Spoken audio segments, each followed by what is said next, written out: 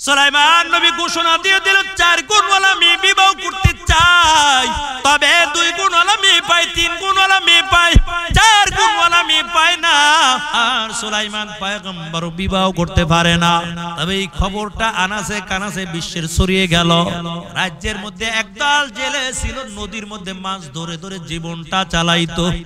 জেলের কানের মধ্যে আওয়াজ চলে গেল, কারণ সুলাইমান তো তামাম দুনিয়ার মধ্যে ছড়িয়ে দেয়, কে আসো 4 গুণ যার মধ্যে আছে আমি তাকে বিবাহ করব।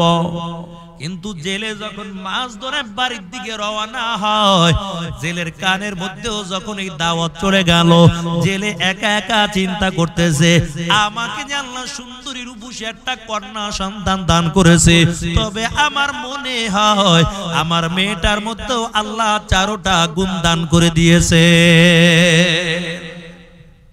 বাড়িতে যাইয়া বিবির সঙ্গে পরামর্শ করল, এরে বিবি, তামাম দুনিয়ার বাদশা সুলাইমান পয়গম্বর 4 গুণওয়ালা মেয়ে বিবাহ করতে চায়, তবে আমার মনে হয় আমার মেয়েটার মধ্যে আল্লাহ 4টা গুণ দান করেছে।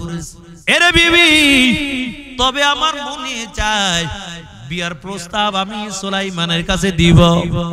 জেলের বিবি ডাক দিয়া কয়, স্বামী আমার, না না, আমরা গরিব মানুষ, নদীর মধ্যে মাছ ধরে ধরে জীবনটা চালাই।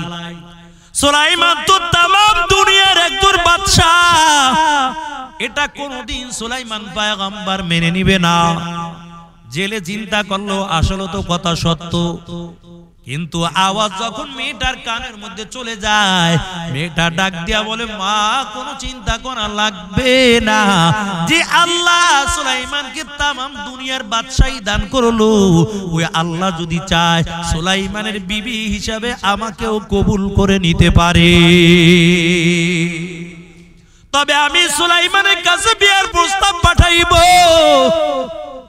মেয়েটারটা চিঠি লেখা সুলাইমানের কাছে পাঠায়, আর লিখে দাও, পয়গম্বর সুলাইমান, আপনি 4 গুণওয়ালা মেয়ে বিবাহ করতে চেয়েছেন, তবে আল্লাহ আমার মধ্যে 4টা গুণ দান করেছে। ও পয়গম্বর, তবে আমার বাবাই তো বড় গরিব, নদীর মধ্যে মাছ ধরে ধরে জীবনটা চালায়, তবে আপনি যদি চান আপনার বিবি হিসাবে আমাকে গ্রহণ করতে পারেন। চিঠি লেখা যখন সুলাইমান পয়গম্বরের কাছে পাঠাইয়া দেয়, সুলাইমান নবী চিঠি খুলে দেখলো 4 গুণওয়ালা মেয়ে পাইলাম, দিলের মধ্যে বড় আনন্দ। সকল মন্ত্রীদেরকে ডাকলো, আসো, কারণ 4 গুণওয়ালা মেয়ে পাইলাম। দেখো এই মেয়েটার বাড়ি কই, মেয়েটার ঘর কই, এই মেয়েটার বাবার নামটা কি, কোন এলাকায় বসবাস করে, কারণ এই মেয়েটার মধ্যে 4টা গুণ আছে, আমি এই মেয়েটাকে বিবাহ করতে চাই। একজন মন্ত্রী দাঁড়াইয়া বলে, বাদশাহ মহারাজ, না না, এই মেয়েকে আপনি বিবাহ করতে পারবেন না। সুলাইমান নবী ডাক দিয়ে বলে, কেন বিবাহ করতে পারবো না? ওই মন্ত্রী ডাক দিয়া বলে, পয়গম্বর, এই মেয়ের বাবাই তো গরিব মানুষ, নদীর মধ্যে মাছ ধরে ধরে জীবনটা চালায়, এই যে চিঠির নিচে সুন্দর করে লেখা আছে, ও পয়গম্বর, আপনি তামাম দুনিয়ার বাদশা হইয়া কেন একটা ছেলের মেয়েকে বিবাহ করবেন? সুলাইমান নবী চিন্তা করলো, আসলে তো কথা সত্য। এই চিন্তা করার পর চিঠিটা ছিঁড়ে টুকরা টুকরা করে জমিনের মধ্যে ফালাইয়া দেয়। আমার আল্লাহ ডাক দেয়া বলে, পয়গম্বর, আপনাকে আমি তামাম দুনিয়ার বাদশাহী দান করলাম, আর গরিবই তো আমি আল্লাহ বানাইলাম। কেন এমন ভাব দিলের মধ্যে আসলো? আল্লাহ তাআলা পরীক্ষা সুলাইমানের উপর শুরু হয়ে যায়, আর চিঠি ছিঁড়ে যে টুকরা টুকরা করে ফালাইয়া দিল। আওয়াজ যখন সংবাদ মেয়েটা শুনতে পায়, মেয়েটা আল্লাহর কুদরতি পায়, সিজদা দিয়া কাঁদে, আর ডাক দিয়া বলে, মালিক, সুলাইমানকে টাকার মালিক বানাইছো, আর আমাকে গরিবের সন্তান বানাইলা। আয় আল্লাহ, সুলাইমানের দিলের মধ্যে আজকে এমন ভাবটা চলে আসলো, আমি গরিব দেইকা বিবাহ করার জন্য রাজি হয় নাই, আমার বিয়ার প্রস্তাবের চিঠি ছিঁড়ে টুকরা টুকরা করে জমিনে ফালাইলো। আল্লাহ, তোমার কাছে আমি বিচারটা দিলাম, ওই সুলাইমানকে গরিব বানায়া আমাকে টাকার মালিক বানায়া সুলাইমানের বিবি হিসাবে তুমি কবুল করে না। আল্লাহ তাআলা মেয়েটার দোয়া কবুল কইরা ফলাইছে। এরে আল্লাহর বান্দা, সুলাইমান নবীর উপর আল্লাহর পরীক্ষা শুরু হয়ে যায়। কয় কেমন পরীক্ষা শুরু হয়ে গেল? কয় সুলাইমান নবীর মুজিজা ছিল হাতের মধ্যে একটা আংটি, মুসা নবীর মুজিজা হাতের মধ্যে লাঠি। আর মুফাসসিরিন কেরাম বলেন আমাদের নবীকে আল্লাহ একটা আর দুইটা মুজিজা দান করে নাই, কমপক্ষে 1000 মুজিজা দান করেছে। ইমামুল আউয়ালিন ওয়াল আখিরিন বাহরে সাদাকা রাহমাতাল লিল আলামিন সাইয়্যিদুল কাওনাইন খাতুমুল মুরসালিন আখিরাম মুদবুদে ফখরুল আউয়ালিন সাদা জুদাশ রাহমাতাল লিল আলামিন মসজিদে ওশুদাহামারু ওয়াজবিন। ও নবীর উম্মতের দল, সুলাইমান নবীর মুজিজা হলো হাতের মধ্যে একটা আংটি। আল্লাহ তাআলা আংটির উপর কিছু হুকুম জারি করে দিল। আল্লাহ বলে পয়গম্বর আংটি নিয়ে অমুক জায়গায় যেতে পারবেন না, আংটি নিয়ে ওয়াশরুমে যেতে পারবেন না। সুলাইমান নবী বড় চিন্তার মধ্যে পড়ে গেল, হায় রে আংটি কার কাছে রাখবো? তবে বিশ্বাস একজন খাদেম রাইখা দিল। যখন কোথাও যাইতো আংটিটা খাদেমের কাছে দিয়া যাইতো, আবার আইসা আংটি চাইতো, তবে আংটি দিয়া দিত। কিন্তু রাজ্যের মধ্যে চালাক শয়তান একটা জিন চিন্তা করলো কেমন করে সুলাইমান নবীর আংটিটা চুরি করা যায়। কারণ সুলাইমান নবীর আংটি যদি চুরি করা যায়, সুলাইমান নবীর আর কোনো ক্ষমতা থাকবে না, সব ক্ষমতার মালিক আমি হয়ে যাব। তবে একটা বুদ্ধি খাটাইলো, সুলাইমান নবী যখন আংটিটা খাদেমের কাছে দিয়ে যাবে, আমি সুলাইমানের আকৃতি দইরা ওই খাদেমের কাছে যাইয়া আংটি চাবো। আরে আল্লাহর বান্দা, সুলাইমান নবী খাদেমের কাছে আংটি দিয়া দেয়। ওই চালাক জিনটা পুরা সুলাইমান পয়গম্বরের আকৃতি দইরা খাদেম রাইয়া কয় খাদেম আংটি দাও। আংটি চাইছে তো আংটি দিয়া দিছে। আংটিটা হাতের মধ্যে নেওয়ার পর ডাক দিয়া বলে আর আমার কোনো খাদেম টাদেম লাগবে না। আমি আংটি নিয়ে রাজসিংহাসনে চললাম। রাজসিংহাসনের মধ্যে বসানোর পর রাজ্যের মধ্যে একটা ঘোষণা দিয়া দিল, ও রাজ্যের মানুষ তবে শোনাও, এই রাজ্যের মধ্যে কিন্তু একজন নকল সুলাইমান আছে, দেখতে কিন্তু আমার মতন দেখা যায়। পরে যেই জায়গায় পাইবা ওই জায়গায় ভালো করে সাইজ করবা। আংটি এখন জিনের শয়তানের হাতে, সবাই এখন তার কথাই শুনে। সুলাইমান নবী আইসা খাদেম রে কয় খাদেম আংটি দাও। খাদেম কয় কি এর আংটি দিমু? কয় আমার আংটি কই? আংটি তো সুলাইমান নবী নিয়ে সুলাইমান রাজ সিংহাসনে বসে গেছে। সুলাইমান নবী ডাক দিয়া বলেন খাদেম, আরে বড় সর্বনাশ বুঝি হয়ে গেল। তাড়াতাড়ি রাজ সিংহাসনের দিকে দৌড়ায়, নজর করে দেখতে পায় চালাক শয়তান জিন আংটিটা নিয়ে রাজত্ব চালায়। সুলাইমান নবীকে দেখার পর ওই চালাক জিন কয় দেখ নকল সুলাইমান আইছে, পরে হাতে পায় বাইদা শত শত মাইল দূরে ফালাইয়া দাও, নাইল তো সমাজের মধ্যে ভেজাল লাইগা যাবে। এরে আল্লাহর বান্দা, আর ওদিক থেকে মেয়েটা প্রতি রাত্র আল্লাহর কাছে দোয়া করে আর বলে আল্লাহ সুলাইমানকে গরিব বানায়া দাও আর আমাকে টাকার মালিক বানায়া সুলাইমানের বিবি হিসেবে তুমি কবুল করে নাও। আল্লাহ তাআলা তো কবুল কইরা ফেলাইলো। এরে আল্লাহর বান্দা, ওদিক থেকে যখন সুলাইমান নবী গেল, সুলাইমান নবী যাওয়ার পর সবাই হাতে পায় বাইদা শত শত মাইল দূরে ফালাইয়া দিছে। জেলে মাছ ধরে যখন বাড়ির দিকে রওনা হয়, নজর করে দেখতে পায় এত সুন্দর ফুটফুটে চেহারার অধিকারী একটা যুবক এমন করে রাস্তার কিনারায় পড়ে আছে। জেলে ডাক দিয়ে বলে যুবক, কোথায় তোমার বাড়ি, কোথায় তোমার ঘর, এমন অবস্থাটা তোমার কেন বলো? এবার সুলাইমান নবী চিন্তা করলো আমার হাতের মধ্যে আংটিও নাই আর আমার কোনো ক্ষমতাও নাই। রাজ্যের সবাই জানে এখন আমি নকল সুলাইমান, তবে নামের পরিচয় দেওয়া যাবে না, নামটা গোপন রাইখা ডাক দিয়ে বলে যুবক তবে আমি বড় অসুস্থ, তোমার যদি মনে চায় একটু বাড়িতে নিয়ে সেবা যত্ন করে আমাকে সুস্থ করে দাও। জেলে সুলাইমান পয়গম্বর কি নিয়ে বাড়ি চলে গেল। সেবা যত্ন করার পর সুলাইমান নবী যখন সুস্থ হয়ে যায়, একদিন জেলে ডাক দিয়ে বলে যুবক আমি বড় গরিব, নদীর মধ্যে মাছ ধরে ধরে জীবনটা চালাই, তবে শুনাও কোথায় তোমার বাড়ি, কোথায় তোমার ঘর আমার কিছুই জানা নাই। তবে তুমি যদি চাও আমার সঙ্গে নদীর মধ্যে মাছ ধরতে যেতে পারো। সুলাইমান নবী চিন্তা করলো হাতের মধ্যে আংটিও নাই, আর আমার যাওয়ার কোনো জায়গা নাই, তবে মাছ ধরার জন্য রাজি হয়ে যায়। জেলের সঙ্গে যখন নদীর মধ্যে মাছ ধরতে যায়, আল্লাহর কি কুদরত, অন্য দিনের তুলনায় ওই দিন জেলে ডবল মাছ পেয়ে যায়। মাছগুলো পর পর জেলের দিলের মধ্যে বড় আনন্দ, কিন্তু আবার পরের দিন আবার মাছ ধরতে চলে গেল, আবার মাছ বেশি পেয়ে গেল। এমন করে করে দিন যায় রাত্র যায়, দিন যায় রাত্র যায়। একদিন জেলে ডাক দিয়ে বলে যুবক তোমার বাড়ি ঘর কোথায় আমার কিছু জানা নাই, তোমার নাম কি আমি তাও জানি না, তবে তুমি যদি চাও আমার বাড়ি থাকবা, মাসের শেষ তোমাকে কিছু হাদিয়া দিয়ে দিব, আমার সঙ্গে নদীর মধ্যে মাছ ধরবা। সুলাইমান নবী চিন্তা করলো যাওয়ার আর কোনো জায়গা নাই, তবে মাছ ধরার জন্য রাজি হয়ে যায়। এমন করে মাছ ধরে আর জীবনটা কাটায়।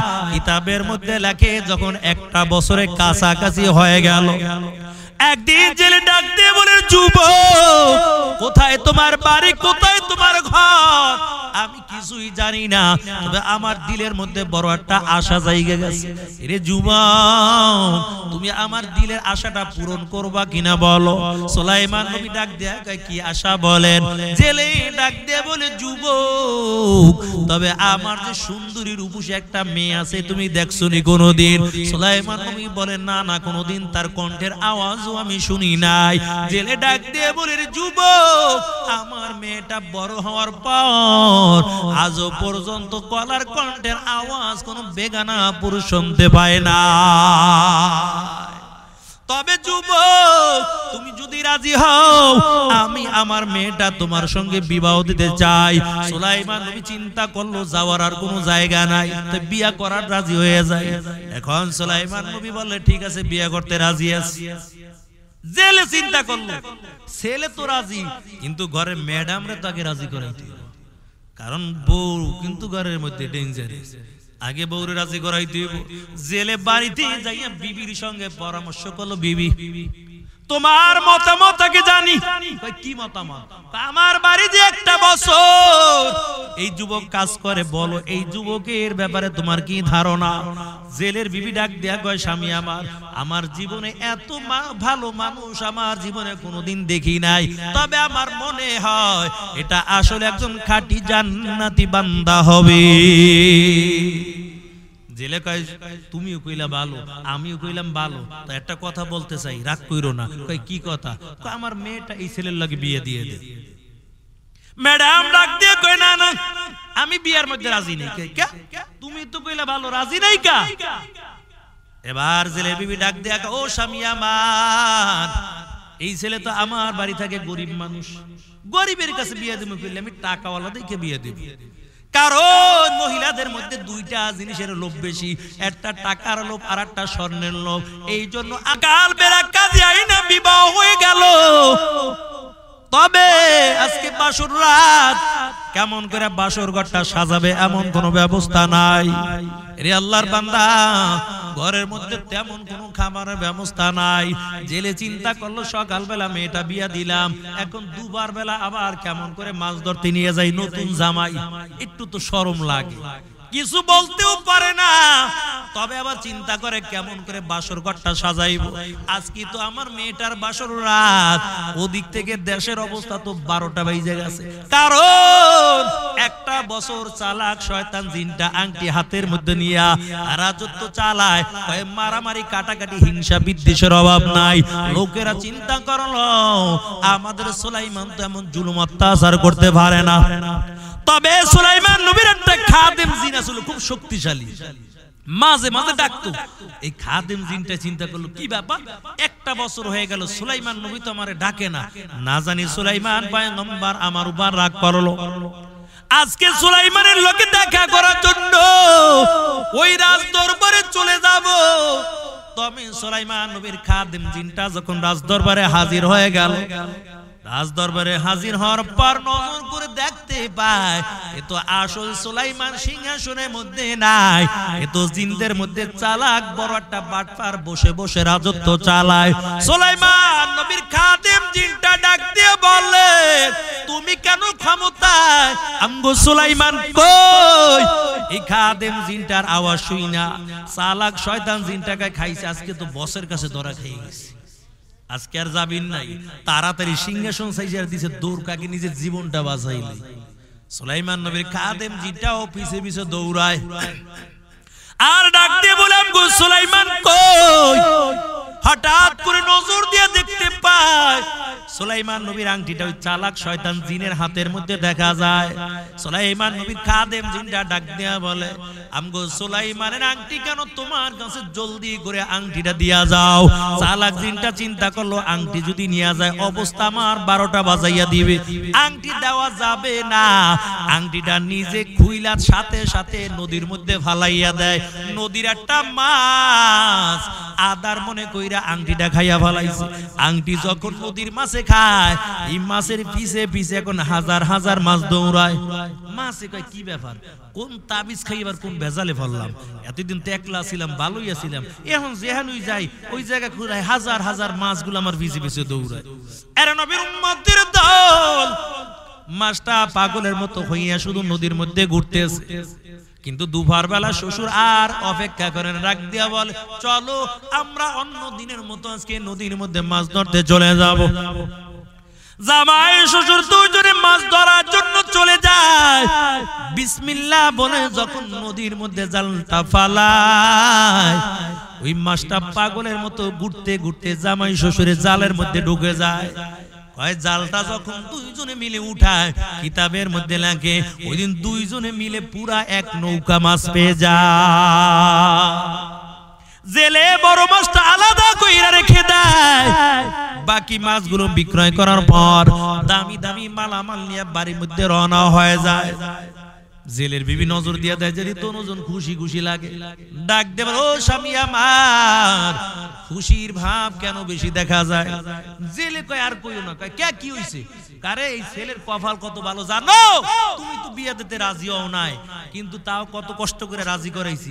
এই ছেলের কপাল এত ভালো, সকাল বেলা মেয়েটা বিয়ে দিলাম, দুপুর বেলা মাছ ধরতে গেলাম, পুরো এক নৌকা মাছ পাইছি। জেলের বিবি কয় তাহলে আর আগে মাইয়াটা বিয়ে দিলা না? এতদিন তো আমরা টাকার মালিক হয়ে যাইতাম। জেলে ডাক দিয়ে কই বিবি তোমারে তো রাজি করাইতে বড় কষ্ট হয়ে গেছে, তবে শুনো বাকি মাছগুলো বিক্রয় করলাম, বড় মাছটা আলাদা করে রাখলাম, এই বড় মাছটা তোমার হাতের মধ্যে দিলাম, এই মাছটা কিন্তু তুমি কাটবা না, এই মাছটা আমার মেয়ের হাতের মধ্যে দিবা, কারণ আমার মেয়ের আজকে বাসর রাত, মেয়ে সুন্দর করে মাছটা কাটবে, সুন্দর করে মাছটা ভাজি করবে, সুন্দর করে মাছটা ভাজি করার পর নিজের হাত দিয়া তার স্বামীর মুখের মধ্যে খেতে দিবে। ও পর্দার আড়ালের মা গো, তুমিও যদি নজর করে দেখো, তোমার স্বামী মানুষের বাড়ি কাজ করিয়া খেতে কামারে কাজ করে বাড়ির মধ্যে আসে, আর যদি দেখো স্বামীর শরীর বেয়ে ঘামের ফোঁটা পড়তেছে, অথবা স্বামী পানির পিপাসিত অবস্থায় আছে, স্বামী চাওয়ার আগে আগে একটা গ্লাস পানি যদি স্বামীর হাতের মধ্যে তুলে দাও, 7 ভরি স্বর্ণ আল্লাহ রাস্তায় সদকা করলে যেই সব হইতো, এই পরিমাণ সওয়াব ওই নারীর আমল নামার মধ্যে আল্লাহ দান কইরা দেয়।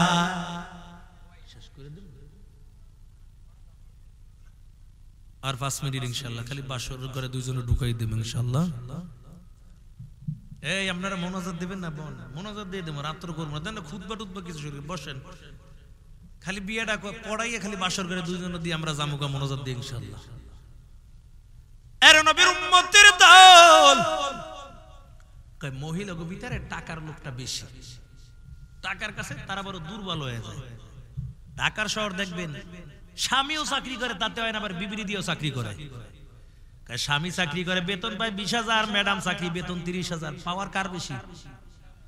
আর নারীরা যদি টাকার মালিক হয় স্বামীর মোটেও দাম দেবে না, ডেইলি 14 বার তালাক দেবে স্বামীর। আল্লাহ বুঝা শুনে এখানে তালাকের অধিকার তাদেরকে দেয় নাই। আরে আল্লাহর বান্দা, স্বামী চাকরি করে বেতন 20,000, ম্যাডাম চাকরি করে বেতন পায় 30,000। আরে পাওয়া স্বামী বাসারা প্রতিদিন ঘরে আইসা সুন্দর করে ঘরটা গুছায়, আর ম্যাডাম প্রতিদিন অফিস থেকে আইসা আরামে খায় আর ঘুমায়, টিভি দেয়। স্বামী কয় কি বাবা, আগে হুজুর কাছে শুনছি স্বামীর পান নিচে স্ত্রীর জান্নাত, স্বামীর খেদমত করবে বিবি, এখন উল্টো হয়ে গেছে, আমি তার খেদমত করা লাগে, আজকে আর কিচ্ছু করবো না, ঘরে আগে চুপচাপ। সন্ধ্যাবেলা ম্যাডাম হাজির হয়ে গেল, ডাক দিয়ে বলে স্বামী আমার ঘরটা কেন অকুশল দেখা যায়? ম্যাডামের মাথা গরম, স্বামী বাসারে এই বিবি আস্তে কথা কও, স্বামীর লগে চোখ রাঙাইয়া কথা বলবা না, কারণ হুজুরের কাছে শুনলাম স্বামীর পায়ের নিচে স্ত্রীর জান্নাত। ম্যাডাম কা কোন হুজুরে কইছে? এই হুজুরের কাছে আবার যাই জিজ্ঞেস করে দাও, তোমার বেতন 20,000, আমার বেতন 30,000, তোমার পায়ের নিচে আমার জান্নাত না আমার পায়ের নিচে তোমার জান্নাত? তোমার চাইতে তো আমার বেতন বেশি। স্বামী বাচ্চারা ডাক দিয়ে বলে বিবি তর্কের দরকার নাই, তবে আর তোমাকে দিয়ে আমি চাকরি করাইতে চাই না। ম্যাডাম কয় দরকার তোমার সংসার ছাড়বো, তারপর চাকরি ছাড়বো না, কারণ বেতন ভালো আছে। কিন্তু কথায় কথায় দুইজনের মধ্যে ঝগড়া শুরু হয়ে গেল। এক পর্যায়ে স্বামী বাচ্চারা ডাক দিয়া বলে বিবি সকালবেলা অফিস আছে, ঘুমাইতে যাই, তুই এই বিবি চল ঘুমাইতে যাই। ঘুমাইতে গেছে দুজন, এই ঘুমের যাইয়াও ঝগড়া শুরু হয়ে গেছে। ম্যাডাম অন্যদিকে চেহারাটা ফিরে ঘুরায়, এমন ঘুম দিচ্ছে। স্বামী বাচ্চারা ডাক দিয়ে বলে বিবি মশার কামড় সইতে পারেন, একটু মশারিটা টানাইয়া দাও। ম্যাডাম ডাক দিয়ে কিল্লিগা আমি টানাবো মশারি? মশারি তুমি টানাইবা, কারণ তোমার বেতন 20,000, আমার বেতন 30,000, মশারি তোমারই টানা লাগবে। স্বামী কয় না, তুমি আমার খেদমত করবা, মশারি তুমি টানাইবা। ম্যাডাম কয় না, তুমি টানাইবা। ঝগড়া বাড়ছে না কমছে? ঘুমাইতে যায় ঝগড়া আরো বাড়ছে। এনে এমন ঝগড়া শুরু হইছে, ম্যাডামের মুখ তো বন্ধ হইবে না। স্বামী বাসার একটা বুদ্ধি খাটাইলো, দেহি আর মুখটানি বন্ধ করা যায় না, ঘুমের মধ্যে ঝগড়া করবে। ডাক দিয়ে গায়ে বিবি ঝগড়ার দরকার নাই, সমাধানে আসো। কি সমাধান? কয় দুজন চুপ হয়ে যাবো, যে আগে কথা কইবে হে মশারি টানাইব। কয় ঠিক আছে, বিচার মানলাম। দুজন চুপ, কোনো কথা নাই। ওদিক থেকে মশাই সুযোগ পাইয়া ইচ্ছা মতন কামড় শুরু করছে। উহা শব্দ দুইজনের একজনও করে না, কারণ কথা কইলে তো মশারি টানান লাগবে। আরে আল্লাহর বান্দা, মশা এমন কামড় শুরু করলো, কিন্তু ঘরের বাইরে দাঁড়াইয়া দাঁড়াইয়া চোরার দল সব শুনতে আছে। চুরি করতে হলে কিন্তু বুদ্ধি লাগে। একটা আছে খুব চালাক বিচক্ষণ চোর, ডাক দেখ তাড়াতাড়ি ঘরের মধ্যে ঢোক, আজকে বরকুতি চুরি করবো। এরা দুইজনে কি রাখাছে যে কথা কইব না। চোরার দল ঘরের মধ্যে ঢুকতেছে, স্বামীও দেখে বিবিও দেখে, ডাক দেয় না, কারণ কথাগুলি তো মশারি টানান লাগবে। চোরার দল ঘরের মধ্যে ঢুকার পর টাকা পয়সা নেয়, স্বর্ণ বারু নেয়। স্বামীও চাইয়া চাইয়া দেখতেছে, বিবিও দেখে, স্বামীও দেখে, ডাক দেয় না, কারণ কথা কইলি তো মশারি টানান লাগবে। এরে আল্লাহর বান্দা, এক পর্যায়ে মালামাল গুলো গাঠির মধ্যে বাঁধার পর যখন রওনা হয়ে যাবে, একটা ছিল ছেসরা চোর। কয় দেই রানছি কি খাইয়া লই, দেয় ভাত রাইন্দে সুন্দর করে মাছ ভাজি করে থুইয়ে দিছে। আচ্ছা ঝগড়া করে খায়ও নাই, কয় জলদি করে খা, খাইয়া লই পাতিল দাও গাঠির মধ্যে। গাঠির মধ্যে যখন পাতিল দুইটা নিছে, এই মহিলা এই পাতিল দুইটা বাপের বাড়িতে খুব শখ করে আনছে। বাপের বাড়ি জিনিস যদি লইয়া যায় মেজাজ কার না গরম হয়। গাঠির মধ্যে পাতিল নিয়ে যখন রওনা হয়, ডাক দিয়ে বলে চোরের দল, এই পাতিল আমার বাপের বাড়ি থেকে আনছি অনেক কষ্ট কইরা, টাকা পয়সা নিছো, স্বর্ণগণ নিছো, কিচ্ছু বলি না, আমার শখের পাতিল রাইখা যা। স্বামী কয় কিল্লিঙ্গা কথা কইলে আগে তাড়াতাড়ি মশারি টানা। চাকা গোল পয়সা গোল, গোল আলু গোল, এর চেয়ে বেশি গোল মনের গন্ডগোল। কথা বলেন ঠিক কিনা? চাকা গোল পয়সা গোল, গোল আলু গোল, এর চেয়ে বেশি গোল মনের গন্ডগোল। নিম তিতা নিন্দা তিতা আরো তিতা খর, এর চেয়ে বেশি তিতা 203-এর ঘর। বড়র বাড়াই করলে দিলে রহমত আসে না, নিজেকে নিজে ছোট মনে করিও সাধা। উঁচু জায়গার পানি যেমন নিচু জমিনে যায়, তেমনি আল্লাহর রহমত আসে নম্রতার হৃদয়। ফেরাউনের লাশটা দেখো মিশর জাদু ঘরে, খায় না কোনো পোকা মাকড়, সবাই ঘৃণা করে। তরকারি মতো তরকারি হলে অল্প জালে সিজে, বুদ্ধিমান মানুষ হলে ইশারাতে বুঝে। এর নবীর উম্মতের দল জেলে ডাক দেয়া বলে, বিবি মাছটা তোমার হাতের মধ্যে দিলাম, মাছটা তুমি কাটবা না, মেয়ের হাতের মধ্যে দিবা। মেয়ে নিজে মাছটা কাটবে, নিজে ভাজি করবে।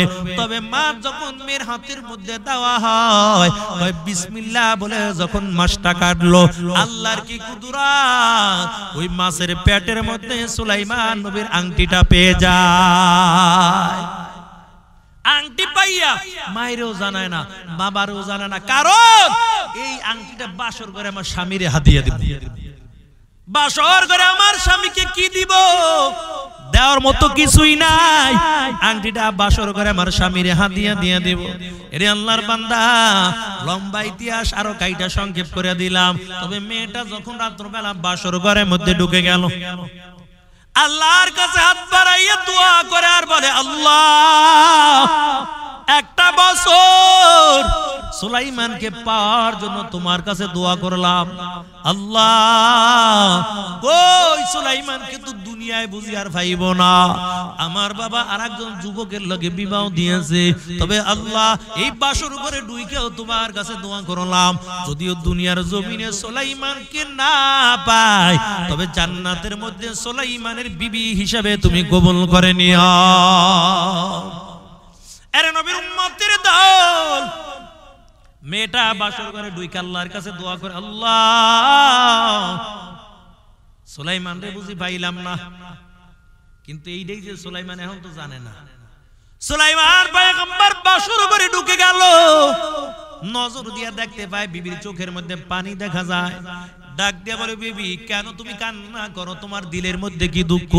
মেয়েটা কিছুই বলে না, আবার জিজ্ঞাসা করে বলে, বিবি তোমার দিলের মধ্যে কি দুঃখ বলো, দুনিয়ায় তোমার কোনো চাওয়া পাওয়া ছিল কিনা, এক কথায় বলো দুনিয়ায় কাউরে ভালোবাসতা কিনা। মেয়েটা ডাক দিয়া কয়, স্বামী আমার হয় একজনের খুব ভালোবাসতাম। সুলাইমান নবী বড় অবাক হয়ে গেছে, কোন প্রেম করা মাইয়া বিয়ে করে আবার কোন বেজারে ভালো, এমনি মুসিবত সারে না। ডাক দিয়ে বলে, বিবি বলো কার জন্য বড় পাগল? মেয়েটা কান্না করে আর বলে, স্বামী আমার তামাম দুনিয়ার বাদশা সুলাইমানের জন্য আমি বড় পাগল ছিলাম। সুলাইমান নবী অবাক হয়ে গেছে, খাইছে আমার জন্য পাগল আমি জানি না। এ বিবি কেন সুলাইমানের জন্য পাগল? মেয়েটা ডাক দিয়া কয়, ও স্বামী আমার, সুলাইমান নবী 4 গুণওয়ালা মেয়ে বিবাহ করতে চেয়েছিল, মনে আছে? 4টা গুণ তো বলি নাই, তাড়াতাড়ি বলে দিয়ে যাবো, কারণ বিয়ের সাথে তো করবেন আবার না। তবে যারা করছেন এরা আরো 3টা করতে পারবেন, একটা যারা করছেন। আর যারা করেন নাই এরা তো সুযোগ আছে। তবে ঘরে যাইয়া যেন আবার না শুনে ভাবি, তাহলে কিন্তু মায়ের শুরু হয়ে যাবে, জমনের বিয়ে করাই দেবে। সুলাইমান নবী কয়, সুলাইমানের জন্য পাগল, কি লিগে পাগল ছিল কো? মেয়েটা ডাক দেয়া কয়, 4 গুণওয়ালা মেয়ে বিবাহ করতে চেয়েছিল, আমিও সুলাইমানের কাছে বিয়ের প্রস্তাব পাঠাইলাম, কিন্তু 4 গুণওয়ালা, আমিও 4 গুণওয়ালা ছিলাম। আমি গরিবের সন্তান দেখা, আমার বাবা নদীর মধ্যে মাছ ধরে দেখা আমাকে বিবাহ করার জন্য রাজি হয় নাই, বরং আমার বিয়ের প্রস্তাবের চিঠিটা ছিঁড়ে টুকরা টুকরা করে জমিনের মধ্যে ফালাইয়া দিছে। সুলাইমান নবীকে খাইছে, কোন জায়গার ভেজাল কোন জায়গায়। এই মেয়ে তাহলে আমার বিয়ের প্রস্তাব পাঠাইছিল, এই জায়গায় আল্লাহ আনছে। তবে এখন আরো লম্বা ইতিহাস সংক্ষেপ করে দিতে আসি। দুইজন এখন মধুর মধুর আলাপ চলতে আছে। এক পর্যায়ে সুলাইমান নবী ডাক দেয়া কয়, বিবি বাতি বন্ধ করে দাও, আমরা এখন আরামের ঘুম ঘুমাইয়া যাবো।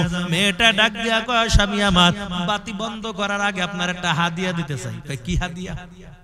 ডান হাতটা দেন।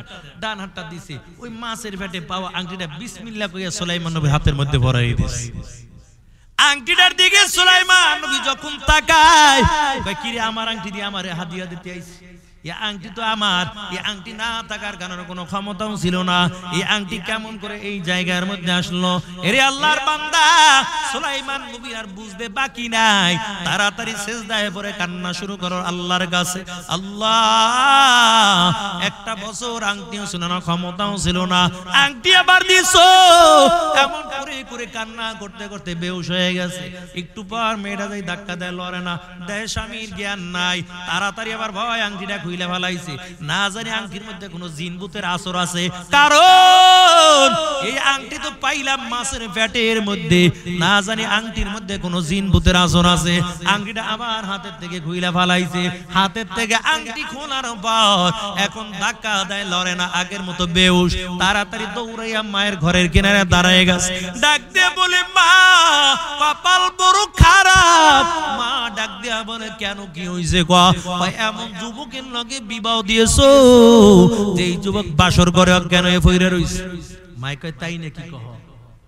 আমার কোনো দোষ না, সব দোষ তোর বাপের।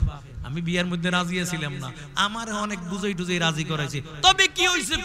কয় মা, বাবা যে মাছটা দিছিল, এই মাছের পেটের মধ্যে আংটি পাইছিলাম, তোমারেও জানাই নাই, বাবারেও জানাই নাই। সুন্দর করে আংটিটা ধুইয়া মুইসা রাইখা দিলাম, কিন্তু বাসর ঘরে যখন আমার স্বামীরে হাত দিয়া দিলাম, আমার স্বামী আংটির দিকে তাকাইয়া কান্না করতে করতে বাসর ঘরে অজ্ঞান হয়ে পড়ে রয়েছে। মাই কয়, তাই নাকি? কহ। কয়, দেই আংটির মধ্যে কি আছে, আংটি আমার হাতে দে। আংটি যখন মায়ের হাতের মধ্যে দেওয়া হয়, মা আংটির দিকে তাকাইয়া বুঝা ফেলাইছে এটা দুনিয়ার কোন স্বর্ণকারের বানানো না, এটা অবশ্যই আল্লাহর কোন কুদরতি জিনিস হবে। আংটি ছিল সুলাইমান নবীর হাতে, ক্ষমতাও ছিল সুলাইমান নবীর। আংটি গেছে জিনে শয়তানের হাতে, ক্ষমতাও চলছে জিনে শয়তানের। আংটি গেছে মাছের পেটে, আংটি গুইরা ভাইরা এখন আবার সুলাইমান নবীর কাছ থেকে আংটিটা সুলাইমান নবীর শাশুড়ির কাছে জমা আছে। যেহেতু আমার সময় শেষ, আর সুলাইমান নবী বাসর ঘরে অজ্ঞান আছে, অজ্ঞান থাক, আর জ্ঞান ট্যান ফিরানোর দরকার নাই। আংটি শাশুড়ির কাছে জমা রাইখা গেলাম, সুলাইমান নবী বাসর ঘরে বেহুশ আছে, বেহুশ হয়ে পড়ে থাক।